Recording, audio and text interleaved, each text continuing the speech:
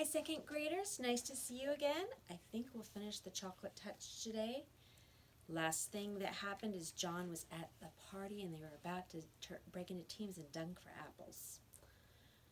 We're going to duck for apples, Susan said to John. The boys against the girls. You can be captain of the boys' team. The two teams lined up for the race, Susan leading the girls and John the boys. The idea is this, Mr. Buttercup explained. When I say go, not yet, John. Susan and John will run to the bucket. There are 12 apples floating in the bucket and 12 people in the race. Using only their teeth, Susan and John will grab their apples and run back to their lines. As soon as they touch the hands of the number 2 runners in their teams, Denny and Duncan, Susan and John will go to the end of their lines, and Denny and Duncan will run to the bucket to dunk for apples. Do you understand the way it's going to work? All right. 1 to get ready, 2 to get steady, and 3 to go. Susan bounded ahead like a jackrabbit and had her face deep in the bucket by the time John reached her side and crouched down for his apple. He got his eye on a big red one with its stalk jutting up conveniently for him to grab. He lowered his face, opened his mouth, and lunged. Somehow his nose reached the apple before his teeth did and pushed it below the surface of the water. John's mouth followed the apple down. Then a terrible thing happened. The clear water in the bucket turned into dark brown, sweet, liquid chocolate. Susan and John immediately pulled their heads up, but it was too late. Their faces were drenched with chocolate syrup. "Oh!" Susan exclaimed, wiping chocolate out of her eyes. Chocolate syrup dripped down all over the delicate, pale pink dress. "Oh!" she moaned. John was in the same state. There was chocolate all over his face. There was chocolate on his white shirt front and on his gray flannel shorts. And there was chocolate in his mouth. "Glug," John said. "Glug." Susan was too surprised and angry to speak. For the second time that day, she turned her back on John and ran away from him. Mrs. Buttercup offered to clean John up, but he couldn't bear to stay at the party another minute. He started off at once for home. Chapter 10. For sale. Dragging along and thinking of all the dreadful things that had happened, John had walked about halfway home when he heard the cheery voice of his father. "Hello, hello," called Mr. Midas, crossing over from the other side of the street. He was on his way home from the station. "You left the party rather early, didn't you?" "What?" Mr. Midas had just seen the patches and streaks of chocolate that were drying on John's face and on his clothes. "Good gracious," he said. "No wonder you left the party early. How did that happen?" John burst into tears. It had all been so awful. But now he could tell his father about his terrible day. He stopped crying and only sniffed a little now and then as he told the whole story, about taking the coin to the candy store, about buying the box that had turned out to have only 1 chocolate in it, about the toothpaste, about breakfast, the gloves, the silver dollar, the pencil, the lunch, the trumpet, and finally the apple ducking water. "You mean to tell me they all really turned into chocolate?" Mr. Midas asked. "You're sure you didn't imagine some of this?" "Oh, no," John assured him. "Well," Mr. Midas said, looking doubtful, "we're only a couple of blocks from that candy store of yours. Not that I've ever noticed one there. Suppose we stroll over and ask the man whether his chocolates always do strange things to people." "It's on the next corner," John said, recognizing some of the houses on the side street. "Not the next house, not the next house, not the next," he said. "But—" John's voice faded into silence. The corner where he had found the candy store was nothing now but an empty lot. Flat, open ground littered with piles of rusty tin cans and broken bottles around a splintery old sign saying, "For sale." Said Mr. Midas, frowning anxiously at John. "I think we better pay a visit to Dr. Cranium before we go home." "That's where the store was, though," John protested, beginning to cry again. He had shed more tears in that one day, it seemed, and certainly eaten more chocolate than in all the other days of his life put together. "I know it was." Dr. Cranium was a busy man. As luck would have it, however, he was able to see Mr. Midas and John almost at once. "Well, well, well, well," said Dr. Cranium. "And how are we getting along now, John? Have we cut down on our candy yet?" "How do you do?" John responded dully. Apparently he's had a bad day, Dr. Cranium, Mr. Midas says. Trouble at school, you know, and a little accident at a birthday party. What I'm worried about is he keeps saying that everything he puts his mouth turns into chocolate. No more than a nursery fantasy, I'm sure, Dr. Cranium said to Mr. Midas. Well, John, he went on, looking down with a smile, suppose you tell me in your own words what the matter seems to be. Everything I put in my mouth turns to chocolate, John explained. Everything I eat and everything I drink changes into chocolate. I'm thirsty and I'm getting a pain. A bad one, I think. Dr. Cranium sighed patiently and invited John to open his mouth and say, ah. Ah, John said. Dr. Cranium peered into John's mouth briefly and gave a low whistle of surprise. This chocolate eating must simply stop. He went to his supply cabinet. I don't think there's any time to be lost, he told Mr. Midas. I'm going to give the boys some of my own special compound. Dr. Cranium's elixir, I calls it. Never fails. Dr. Cranium selected a large bottle from one of the cabinet's crowded shelves. He removed the top from the bottle. He got a spoon from another shelf. He filled the spoon with an oily greenish-yellow medicine that had yellowish-reddish lights glinting in it. It doesn't taste very pleasant, Dr. Cranium warned John in a pleasant tone of voice, but I'm sure it will do the trick. Clear the stomach and clear the mind. That's what I always say. Dr. Cranium offered John the brimful spoon. Must I? John asked his father. I know it'll turn into chocolate. Go on, Mr. Midas nodded encouragingly. Drink it down. John took the spoon between his lips. The medicine turned into chocolate. The spoon turned into chocolate. John choked and spluttered, and chocolate syrup spurted from his mouth. Dr. Cranium dropped the spoon in alarm. When it struck the white-tiled floor, the chocolate handle snapped into several pieces. Mercy, said Dr. Cranium. I've never seen anything like it. The boy's whole system seems to be so chocolified that it chocolifies everything that it touches. After he had recovered somewhat, the doctor went on. I believe this must be an unprecedented case of, chocolatitis. I shall call it Cranium's disease. I shall want to make an exhaustive study of the child. I think John has had enough excitement for one day, Mr. Midas said. Chapter 11. Mr. Midas was much upset when Mrs. Midas was much upset when Mr. Midas told her that John had Dr. Cranium's disease.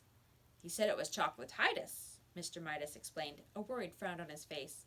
But he's calling it Cranium's disease because it was his discovery. Dr. Cranium didn't do it, John said. It's magic. It all started after I ate that chocolate. I'm scared, he added. Mrs. Midas sat down and dabbed her eyes with a lace handkerchief. She was crying. Mr. Midas blew his nose, said he had to attend to something, and abruptly left the room. John had been feeling so sorry for himself that he had not realized how his mother and father would feel about his chocolate disease. Never mind, Mother, he said, putting his arm around his shoulders. It's all right. Really, nothing was all right, but he couldn't bear to see his mother's tears. He kissed her wet cheek. His eyes were shut as his lips softly touched her, so he didn't see the change right away. Then his lips began to feel sticky. He opened his eyes. His mother had turned into a lifeless statue of chocolate. John ran wildly out of the house without thinking where he was going or what he was going to do. All he knew was that somehow he must get help. For the first time in a long while, he forgot about himself altogether. Now, he didn't care anything about bringing his mother back to life. Without quite knowing how he got there, John found himself at the corner where he had bought the chocolate box. The lot was no longer an untidy rubbish dump. The neat red brick building with 2 show windows was exactly where it had been in the first place. But this display of candy he had previously seen in the windows was no longer there. In one window, John saw a chocolate trumpet, a chocolate pencil, and a silver dollar with a piece bitten out of it. In the other window, he saw a cafeteria tray littered with chocolate utensils and the remains of a chocolate lunch. Clearly, this place was the right one. Clearly, the proprietor must know a lot about John's hateful chocolate touch. John rushed into the store.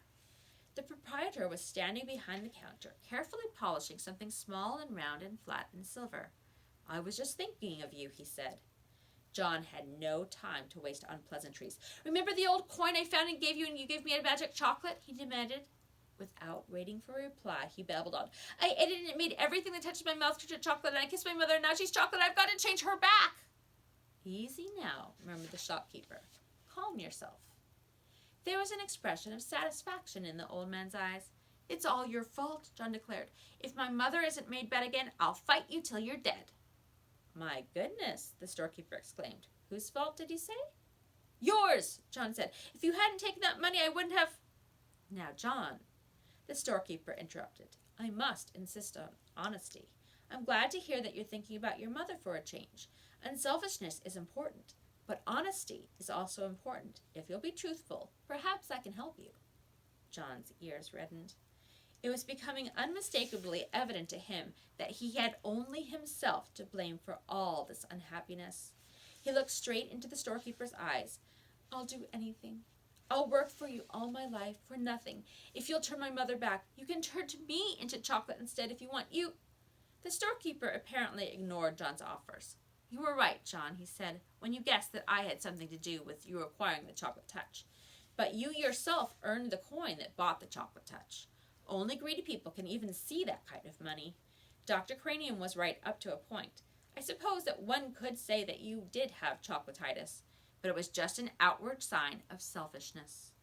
My mother, John reminded the storekeeper frantically. My mother's turned to chocolate. Do something about it. Oh, please do something about it.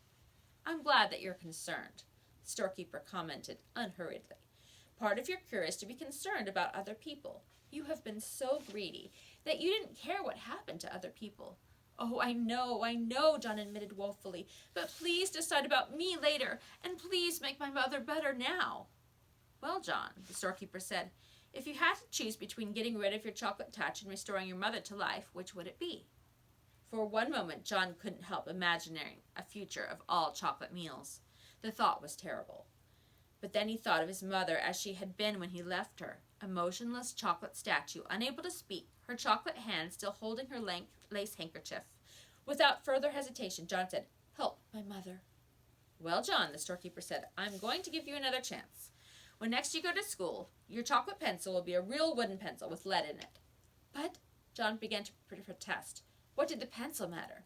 The chocolate knife and fork and spoon you left on your tray in the cafeteria will have turned back to metal. Your chocolate trumpet will be a shiny golden one again. But, John said, don't worry about Dr. Cranium's spoon. He will find a whole silver one on the floor, where the broken chocolate one lay. But how about, John said, Susan Buttercup will discover that the chocolate stains on her party dress and her party shoes were nothing but water after all. Her silver dollar will be all right. John could stand the suspense no longer. My mother, he shouted. What about my mother? Will she be all right? The storekeeper smiled. Why don't you run along home and find out, he suggested. John turned without even saying goodbye and ran out of the store. The storekeeper went back to the disc that he'd been polishing, a disc the size of a quarter. It had to be polished smooth, ready for a new set of initials in case the need for them should arise. Chapter 12. The front door was open, and John rushed into the living room, where he had left his mother. She was not there now, but on the chair was a small, wet lace handkerchief. John ran into the dining room and onto the kitchen. As he came to the kitchen door, he heard the ring of silver against crockery. Then he saw a wonderful sight, his mother arranging the coffee things on the tray. He dashed into the kitchen and flung his arms around his mother's waist, sobbing and laughing with relief and joy. There, said Mrs. Midas, stroking the hair from John's forehead. You've had a very disturbing day, dear, but in a few minutes we're all going to have supper and everything will be fine again. Goodness, I do believe I'll need some coffee myself. I felt so strange just then in the other room. I really don't know what came over me. The door from the garden opened and Mr. Midas came in. Before we settle down, Mrs. Midas said to John, have a glass of good cold milk. You look so hot. So they didn't know what had happened to her. Well, John thought he certainly wouldn't scare them by telling them. He watched gratefully as his mother took a frosty blue jug from the refrigerator and poured it from a glass full of icy, creamy milk. Trembling with nervousness, John tilted the glass against his open mouth. The liquid flowed in and down his throat and remained pure, milky, deliciously milky, tasting of nothing but fresh, clean milk. After the first long, wonderful gulps, he suddenly recalled that he had not thanked the storekeeper for saving his mother. Mother, he said, may I go out for a minute? I'll be right back. All right, John, she said, but supper will be ready in 10 minutes. Don't keep us waiting. John ran briskly down the street until he came to the corner where he had always turned right when he was going to Susan's house. There he turned left instead and started along the 2 blocks of unfamiliar street leading to the candy store. Soon he came to the corner where the red brick building had been. But there was no building, and no store, and of course no storekeeper. In the corner lot there was nothing to be seen but a heap of rusty tin cans and broken bottles surrounding a signboard with new lettering that said, "Sold." That's the end. Thank you for listening. We'll choose a new book for next time, but we're all done with the Chocolate Touch. Have a great week.